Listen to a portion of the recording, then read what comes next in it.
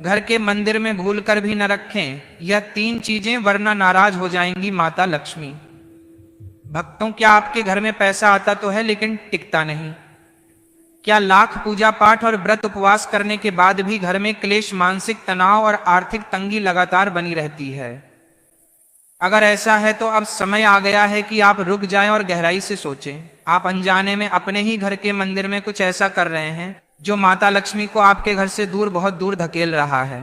हम सभी अपने घर के सबसे पवित्र स्थान यानी पूजा घर को बहुत श्रद्धा और प्रेम से सजाते हैं।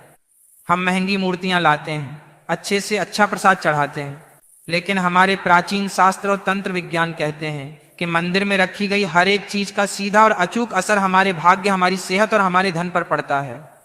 आज मैं आपको उन 3 भयंकर गलतियों के बारे में विस्तार से बताने जा रहा हूं, जो अगर आपके पूजा घर में हो रही हैं तो साक्षात कुबेर का खजाना भी अगर आपको मिल जाए तो वो भी देखते ही देखते खाली हो जाएगा। और इनमें से जो तीसरी चीज है जिसके बारे में मैं आगे बात करूंगा, वो तो इतनी घातक और विनाशकारी है कि उसे घर में रखने से पीढ़ियों तक दरिद्रता और दुर्भाग्य का वास हो जाता है। वो तीसरी चीज क्या है और ये आपके परिवार को कैसे अंदर ही अंदर खोखला कर रही है, ये जानने के बाद आप अभी इसी वक्त उठेंगे और उसे अपने मंदिर से बाहर निकाल फेंकेंगे। लेकिन इस रहस्य को समझने से पहले हमें यह समझना होगा कि आखिर हमारा पूजा घर काम कैसे करता है और यह अदृश्य ऊर्जा को कैसे खींचता है। वास्तुशास्त्र, तंत्र शास्त्र और शिव पुराण के अनुसार घर का मंदिर केवल एक स्थान नहीं है, बल्कि वो आपके घर का हृदय है, ब्रह्मांडीय ऊर्जा का एक जागृत केंद्र है। जब आप वहां बैठकर ध्यान लगाते हैं, घंटी बजाते हैं या मंत्रों का जाप करते हैं तो एक विशेष प्रकार की ध्वनि, तरंगे और कंपन उत्पन्न होता है। यह तरंगे मंदिर में रखी मूर्तियों, चित्रों और वस्तुओं से टकराकर कई गुना शक्तिशाली होकर पूरे घर के कोने कोने में फैलती हैं। अगर आपके मंदिर में रखी चीजें शुद्ध और सकारात्मक हैं तो घर में सुख, शांति, उत्तम स्वास्थ्य और धन की निरंतर वर्षा होती है। लेकिन अगर वहां अनजाने में भी नकारात्मक चीजें रखी हैं तो वही मंत्रों की तरंगे जहर बन जाती हैं और लौटकर हमारी ही जिंदगी को बर्बाद कर देती है। कई बार हम निराश होकर सोचते हैं कि हम तो भगवान की इतनी निष्काम भक्ति करते हैं, किसी का बुरा नहीं सोचते, फिर हमारे साथ ही इतना बुरा क्यों हो रहा है? इसका जवाब आसमान में नहीं बल्कि आपके मंदिर के उस छोटे से कोने में ही छुपा है। चलिए रहस्य से पर्दा उठाते हैं और जानते हैं उस पहली चीज के बारे में जिसे आपको आज और अभी अपने मंदिर से हटाना होगा। हम सभी अपने इष्ट देव को प्रसन्न करने के लिए ताजे फूल और मालाएं अर्पित करते हैं। यह भक्ति और समर्पण का एक बहुत ही सुंदर, कोमल और पवित्र तरीका है। लेकिन सबसे बड़ी और सबसे आम गलती तब होती है जब हम उन चढ़ाए गए फूलों को वही मंदिर में सूखने, मुरझाने और सड़ने के लिए छोड़ देते हैं। जी हाँ, सूखे और निर्मल्य फूल। यह वो पहली चीज है जो आपके घर की पूरी सकारात्मक ऊर्जा को एक ब्लैक होल की तरह सोख रही है। अक्सर लोग मन ही मन सोचते हैं कि ये तो भगवान को चढ़ाए गए पवित्र फूल हैं, इन्हें हम कूड़े में कैसे फेंक सकते हैं, और इसी डर या आलस के कारण वो उन फूलों को हफ्तों तक भगवान की मूर्ति के पास पड़े रहने देते। लेकिन क्या आप विज्ञान और अध्यात्म के इस गहरे रहस्य को जानते हैं कि जब कोई फूल अपनी जीवन शक्ति खो देता है तो वो सीधा नकारात्मक ऊर्जा यानी राहु और केतु का शक्तिशाली प्रतीक बन जाता है। सूखे हुए फूल साक्षात मृत्यु, क्षय और ठहराव को दर्शाते हैं।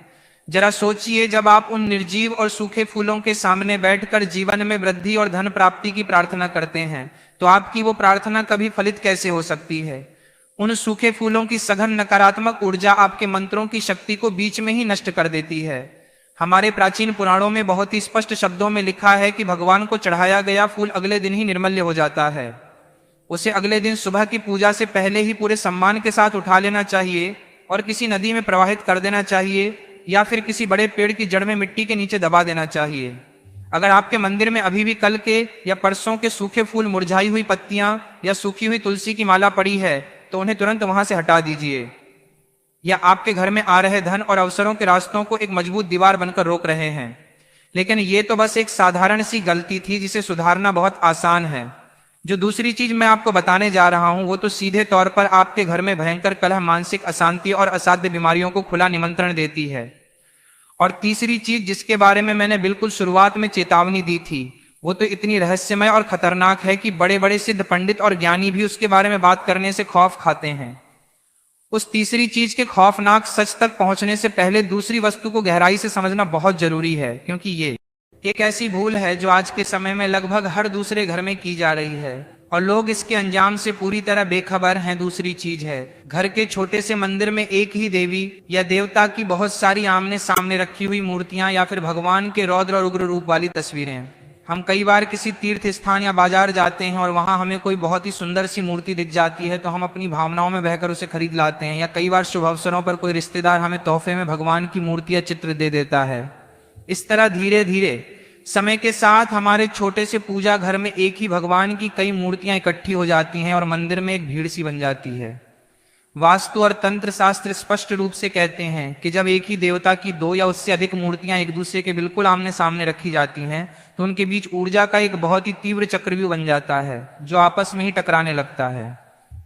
इस ब्रह्मांडीय टकराव से जो ऊर्जा पैदा होती है वो घर के सदस्यों के दिमाग पर सीधा असर डालती है। उनके बीच भयंकर मतभेद पैदा होने लगते हैं। जो पति पत्नी कल तक एक दूसरे पर जान छिड़कते थे उनके बीच बिना किसी बात के गंभीर झगड़े होने लगते हैं। सगा भाई अपने ही भाई का जानी दुश्मन बन जाता है। घर का माहौल हर समय तनावपूर्ण रहने लगता है। क्या आपके घर में भी अचानक से बिना किसी ठोस कारण के कलह होने लगी है?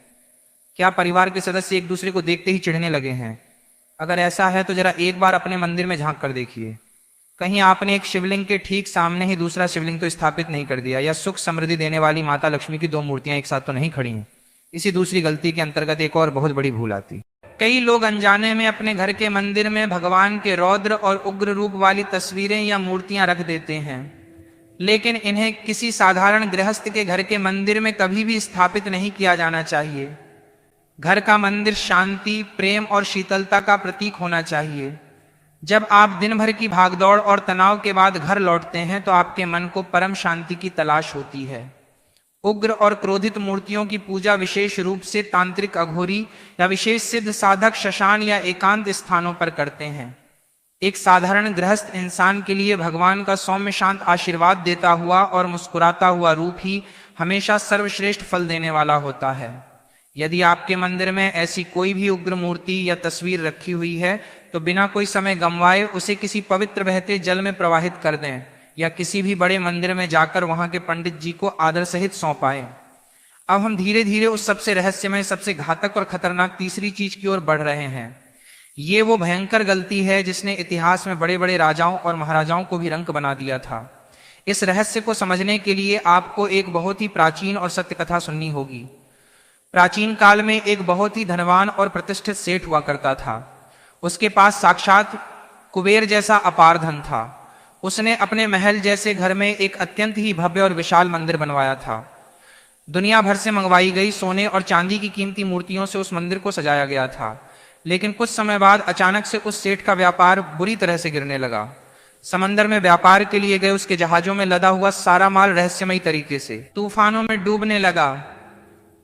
उसके घर में एक के बाद एक असाध्य बीमारियां आ गईं। उसका पूरा परिवार दुखों से घिर गया।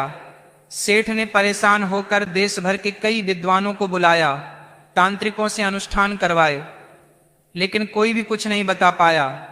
सब यही कहते कि तुम्हारे घर का वास्तु तो एकदम सही है, दिशाएं भी ठीक है। फिर एक दिन अचानक से एक सिद्ध और पहुंचे हुए संत उसके दरवाजे पर भिक्षा मांगने आए। जब वो संत उसके घर के उस भव्य मंदिर के पास से गुजरे तो वो अचानक ठिठक कर रुक गए। उनके चेहरे पर चिंता की लकीरें उभर आईं। उन्होंने सेठ को बुलाया और कड़े शब्दों में कहा कि मूर्ख इंसान, तुमने साक्षात विनाश और काल को अपने ही मंदिर में इतने ऊंचे स्थान पर बैठा रखा है, तो तुम और तुम्हारा परिवार इन आपदाओं से कैसे बच सकता है? सेठ हैरान रह गया और संत के पैरों में गिर पड़ा। संत ने उस मंदिर के अंदर प्रवेश किया और सिंहासन पर रखी एक चीज को उठाया। उन्होंने सेठ को वो चीज दिखाते हुए कहा कि यही तुम्हारे संपूर्ण विनाश और इस दरिद्रता का एकमात्र कारण है। आखिर वो चीज क्या थी जिसने इतने बड़े साम्राज्य को मिट्टी में मिला दिया? क्या आप भी अपने घर में वही विनाशकारी गलती कर रहे हैं? जरा ध्यान से सोचिए और अपने मंदिर को याद कीजिए। घर के मंदिर में रखी जाने वाली वो तीसरी और सबसे भयानक चीज है खंडित मूर्तियां और टूटे हुए भगवान के चित्र। जी हाँ, कई बार अनजाने में ही सही मूर्ति को स्नान कराते समय या पोंछते समय उसका कोई छोटा सा कोना टूट जाता है या फ्रेम में लगी भगवान की तस्वीर का शीशा अचानक से चटक जाता है। हम इंसान अक्सर मोह में पड़ जाते हैं। हम सोचते हैं कि यह तो भगवान की मूर्ति है, इसे हम कैसे घर से बाहर निकाल सकते हैं, या फिर वो मूर्ति बहुत महंगी होती है। हम उस टूटे हुए हिस्से को गोंद से जोड़ने की कोशिश करते हैं या चालाकी से उसे भगवान के कपड़ों और फूलों के पीछे छुपा देते हैं ताकि किसी की नजर न पड़े। यह एक ऐसी अक्षम्य भूल है जो सीधे तौर पर घर में भयंकर वास्तु दोष और पीढ़ियों तक चलने वाले पितृदोष को जन्म देती है। हमारे प्राचीन शास्त्रों और आगम ग्रंथों में किसी भी खंडित या टूटी हुई मूर्ति की पूजा को सख्त और कड़े शब्दों में मना किया गया है। जब किसी भी नई मूर्ति में प्राण प्रतिष्ठा की जाती है या जब हम लगातार पूरी श्रद्धा से उसकी पूजा करते हैं तो उस पत्थर या धातु में एक अलौकिक चेतना और दिव्य ऊर्जा जागृत हो जाती है। लेकिन जैसे ही वो मूर्ति किसी भी कारण से खंडित या चटकती है, उसकी वो सारी सकारात्मक ऊर्जा उसी क्षण शून्य हो जाती है और उसकी जगह पाताल लोक की एक घोर नकारात्मक ऊर्जा ले लेती है। खंडित मूर्ति की पूजा करने से हमारे देवी देवता कभी प्रसन्न नहीं होते, बल्कि उन्हें अत्यंत पीड़ा होती है। और जिस घर में स्वयं ईश्वर पीड़ा और कष्ट में हो, वहां सुख समृद्धि की देवी माता लक्ष्मी एक पल भी नहीं ठहर सकती। वह तुरंत उस घर का त्याग कर देती हैं। वह अमीर सेठ भी अज्ञानतावश यही भयंकर गलती कर रहा था। उसके उस भव्य मंदिर में एक बहुत ही कीमती, दुर्लभ और बहुमूल्य रत्नों से जड़ी हुई भगवान की एक पुरानी मूर्ति थी, जिसका नीचे का एक बहुत ही छोटा सा हिस्सा काफी समय पहले टूट गया था।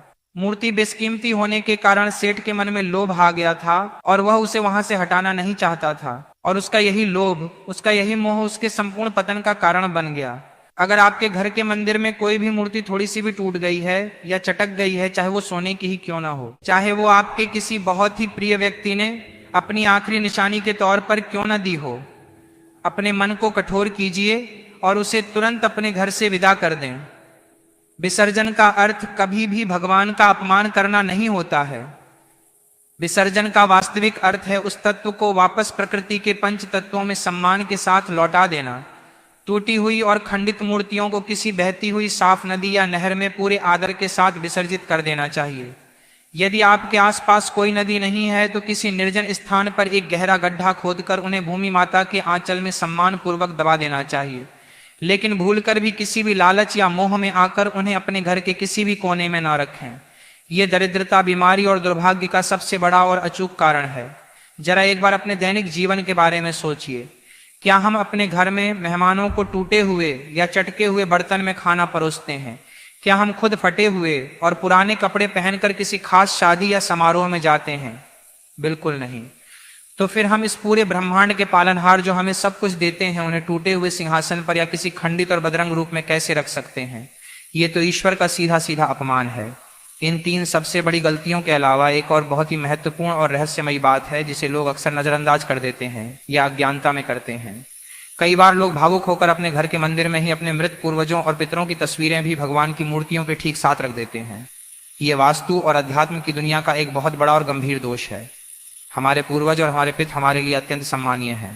वो हमारे लिए पूजनीय भी हैं। हम उनका श्राद्ध करते हैं, लेकिन वह ईश्वर नहीं है। भगवान का स्थान इस पूरे ब्रह्मांड में सर्वोच्च और सबसे अलग है।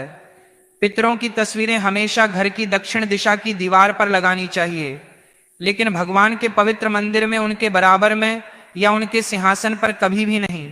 ऐसा करने से घर में भयंकर देव दोष लगता है और घर की तरक्की पूरी तरह से हमेशा के लिए रुक जाती है। इन सभी बातों के साथ साथ अपने पूजा घर की साफ सफाई और पवित्रता का विशेष और कड़ा ध्यान रखें। मंदिर के कोनों में कभी भी मकड़ी के जाले नहीं लगने चाहिए।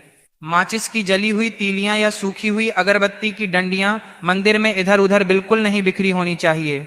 ये सुनने में बहुत ही छोटी छोटी और मामूली बातें लगती हैं, लेकिन ऊर्जा के विज्ञान में इनका प्रभाव बहुत बड़ा और व्यापक होता है। अपने मंदिर में रोज सुबह सूर्योदय के समय और शाम को गोधूली बेला में गाय के शुद्ध घी का या फिर तिल के तेल का एक दीपक जरूर प्रज्वलित करें। उस दीपक की पवित्र लौ में वो अद्भुत ताकत होती है जो आपके घर की सारी नकारात्मक और बुरी ऊर्जा को भस्म करके रख देती है। जब आप एक पूरी तरह से साफ सुथरे, सुगंधित और सकारात्मक ऊर्जा से भरे हुए मंदिर में बैठकर अपने पूरे मन और सच्ची श्रद्धा से माता लक्ष्मी का आवाहन करेंगे, तो वो निश्चित रूप से आपके घर की ओर आकर्षित होंगी और हमेशा हमेशा के लिए आपके घर में अपना स्थायी निवास बना लेंगी। तो बिना एक भी पल की देरी किए आज ही, बल्कि अभी इसी वक्त अपने घर के मंदिर का बहुत ही बारीकी से निरीक्षण करें। एक एक चीज को ध्यान से देखें। कहीं भगवान की मूर्ति के पीछे कोई सूखा हुआ फूल या माला तो नहीं छिपी है? कहीं अनजाने में कोई मूर्ति नीचे से खंडित या दरार वाली तो नहीं हो गई है? कहीं आपने मंदिर की दीवारों पर भगवान की किसी उग्र या क्रोधित रूप वाली तस्वीर तो नहीं टांग रखी है? अगर इनमें से कुछ भी आपके मंदिर में है तो उसे बिना किसी डर के पूरे सम्मान और